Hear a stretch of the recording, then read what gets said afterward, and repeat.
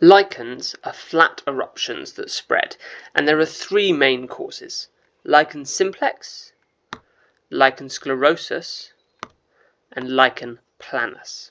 And we'll start with Lichen Simplex. This is a chronic inflammation caused by continual friction and scratching of the skin, often associated with itching, pruritus, but also anxiety and stress disorders. So how does it work?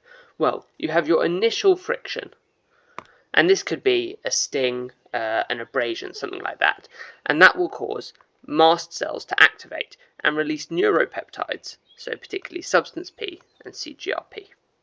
These in turn will cause neurogenic inflammation, further worsening any itching or discomfort the patient has, and so therefore they'll go back and scratch again, and it causes this vicious cycle of scratching, causing symptoms, and then scratching again.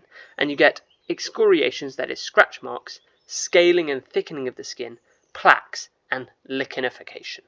Okay, so what does that look like?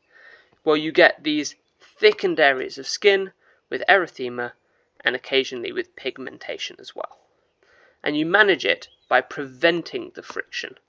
So to do that, you cover the area, use barrier techniques, so perhaps wrapping an area or using longer socks to prevent scratching during sleep, and then you cover it in an emollient. You also want to reduce the inflammation and perhaps help with the itching, and you could do that with topical steroids and soap substitutes.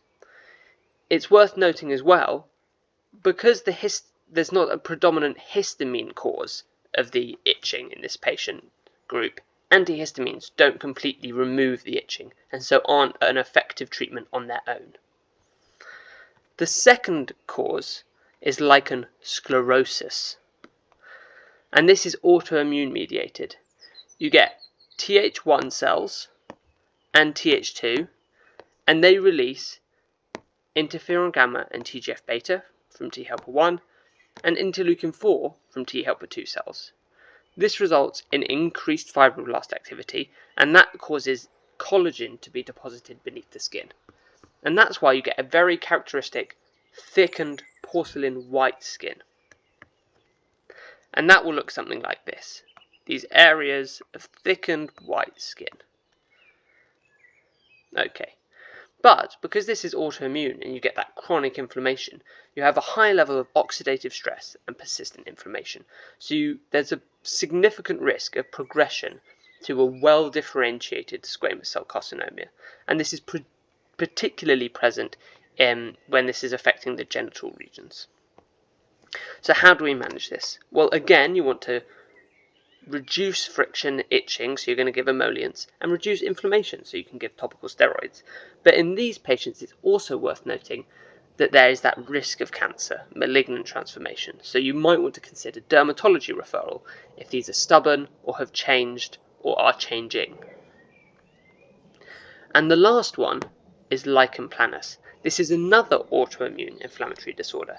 But instead of being mediated by those Th1 and Th2 pathways, this is instead mediated by the JAK-STAT pathway, which causes interleukin 17 to be released.